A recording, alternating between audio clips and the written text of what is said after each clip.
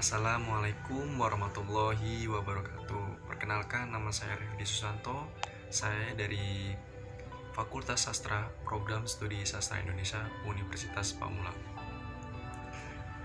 Yang terhormat dosen pengampu saya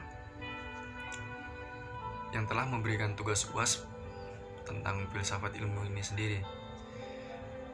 Di sini saya akan menjawab pertanyaan-pertanyaan mengenai UAS tentang filsafat ilmu. Next. Dan soal pertama, apa yang dimaksud dengan filsafat dan ilmu? Filsafat merupakan ilmu pengetahuan yang menelaah segala sesuatu yang ada secara mendasar dan mendalam dengan mempergunakan akal sampai pada hakikatnya. Filsafat bukannya mempersoalkan gejala-gejala atau fenomena, akan tetapi mencari hakikat dari fenomena tersebut. Dengan kata lain, filsafat adalah pangkal dari segala ilmu yang ada dalam pikiran manusia. Dan ilmu itu sendiri terletak jelas dari pengertian yang awal.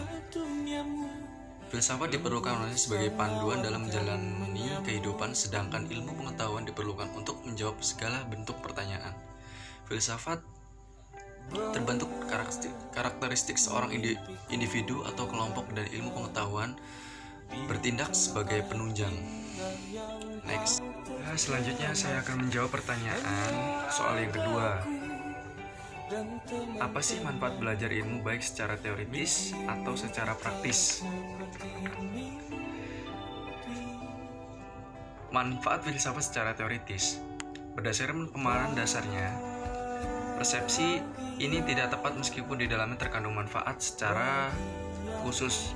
Filsafat merupakan perbincangan secara hakikat suatu gejala atau segala hal yang ada. Artinya filsafat merupakan landasan dari sesuatu apapun, tumpuan segala hal. Jika salah tentunya berbahaya, sedikit akan merugikan. Apabila kehidupan berpengetahuan itu diibaratkan sebuah pohon, maka filsafat adalah akarnya, yaitu bagaimana yang berhubungan langsung dengan sumber kehidupan pohon itu. Sedangkan batang, dahan, ranting, daun, bunga, dan buah menjadi bahan kajian ilmu pengetahuan. Berdasarkan kajian penelitian, ilmu pengetahuan berhubungan dengan apa yang terlihat atau yang biasa disebut menggejala atau terwujud.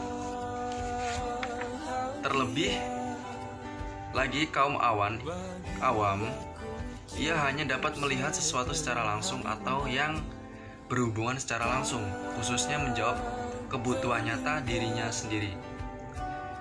Dalam hal ini, ilmu pengetahuan mengenai asumsi yang disebut aksioma, yaitu anggapan dasar yang merupakan tumpuan atau sumber dari awal kehidupan dan perkembangan ilmu asumsi tersebut.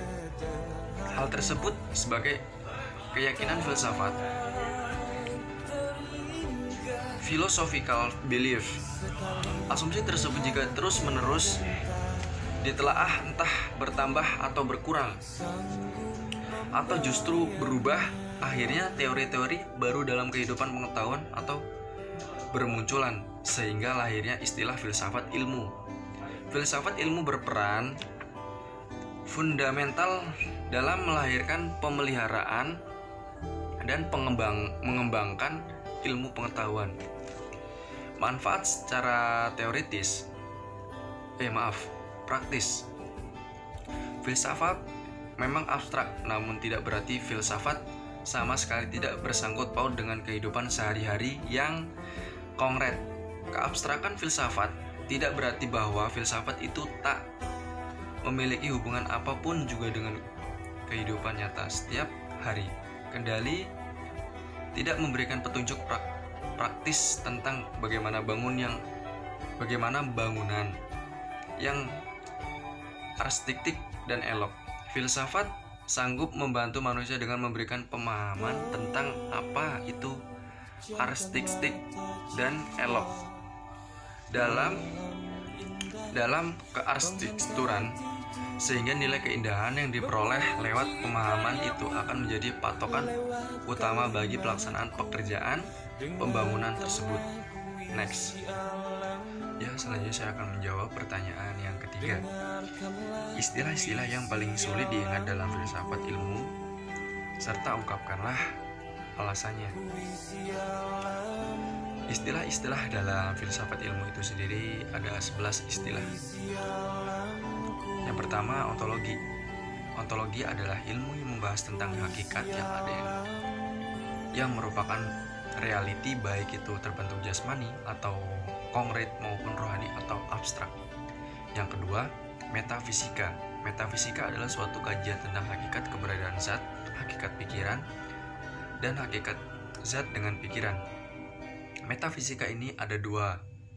Ada yang dikenal metafisika umum, ontologi, dan ada yang disebut metafisika khusus. Yang ketiga, epistemologi. Epistemologi berasal dari kata epistem yang berarti pengetahuan dan logos berarti ilmu atau teori. Jadi epistemologi merupakan cabang filsafat yang mengkaji secara mendalam dan radikal tentang asal-usul pengetahuan, struktur, metode, dan validitas pengetahuan. Bila direnungkan maka dapat dipahami bahwa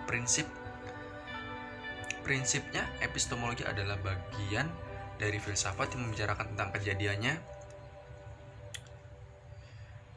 terjadinya pengetahuan, sumber pengetahuan, asal mula pengetahuan, dan batas-batas, sifat, metode, dan keahlian pengetahuan.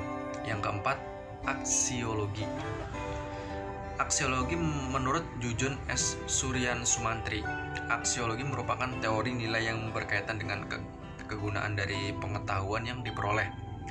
Aksiologi ini mempertanyakan bagaimana cara manusia menggunakan penalaran otak yang luar biasa sehingga berkembangnya ilmu itu sudah sejak diarahkan dalam tahap-tahap pertumbuhannya. Jadi dapat disimpulkan aksiologi merupakan cabang filsafat ilmu yang mempertanyakan bagaimana manusia menggunakan ilmunya. Yang kelima, etika berarti watak kesusilaan atau adat kebiasaan, custom.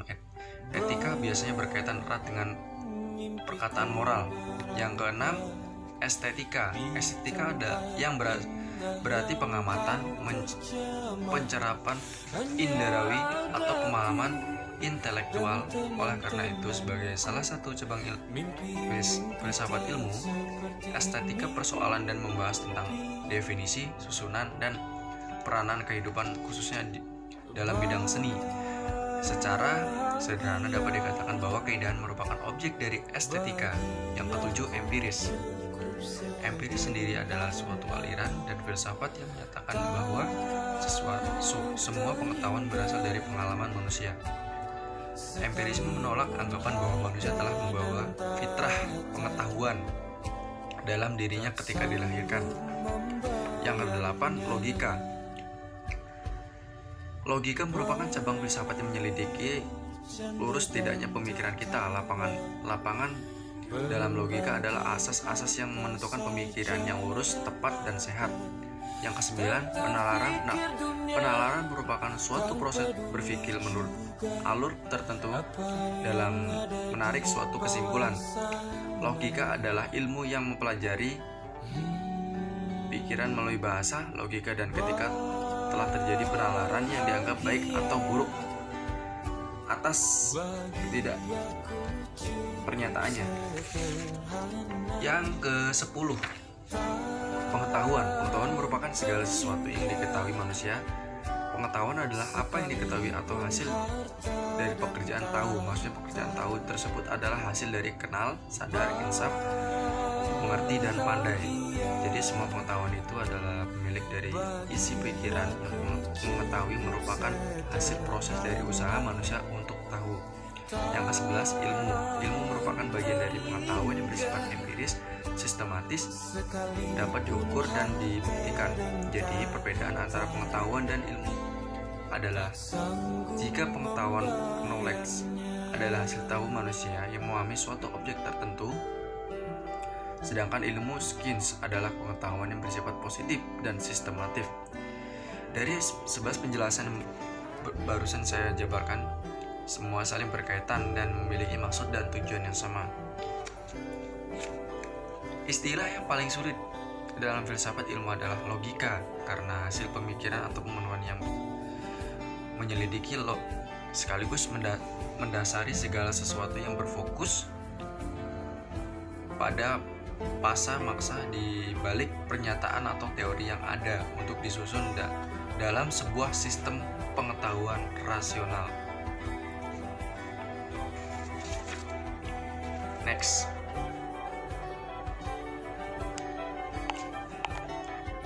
Selanjutnya, soal yang keempat. Hal-hal apa saja yang perlu dipahami dalam filsafat ilmu? Di tengah perkembangan ilmu pengetahuan dan teknologi yang ditandai semakin menajamnya spesialisasi ilmu, maka filsafat ilmu sangat diperlukan. Sebab dengan mempelajari filsafat ilmu, para ilmuwan akan menyadari keterbatasan dirinya dan tidak terperangkap ke dalam sifat arogansi intelektual. Hal yang lebih diperlukan adalah sikap keterbukaan diri di kalangan ilmuwan, sehingga mereka dapat saling mengarahkan seluruh potensi keilmuan yang dimilikinya untuk kepentingan bersama umat manusia.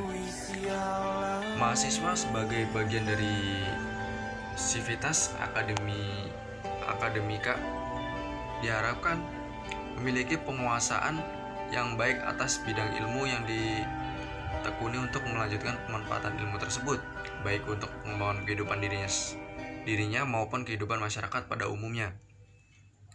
Penguasaan ilmu bukan hanya menyangkut penguasaan konsep-konsep serta teori-teori keilmuan dalam bidangnya masing-masing, akan tetapi juga landasan pemahaman mengenai hakikat ilmu, objek kajian dari ilmu yang dipelajari, metode untuk mengembangkan ilmu tersebut, serta kaidah-kaidah moral dan etika mengenai untuk apa ilmu itu harus dimanfaatkan.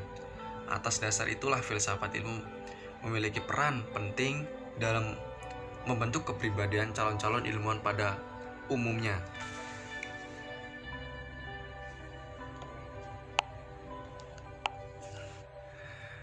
Mungkin itu saja yang bisa saya sampaikan atau jelaskan mengenai penjelasan tentang ilmu filsafat ilmu. Bila ada salah kata-kata atau yang penjelasan saya yang kurang baik mengenai bagaimana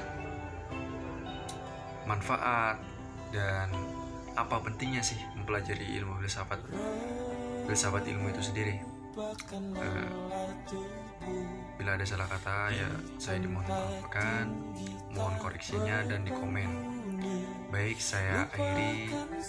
Wassalamualaikum warahmatullahi wabarakatuh. Salam sejahtera buat kalian semua.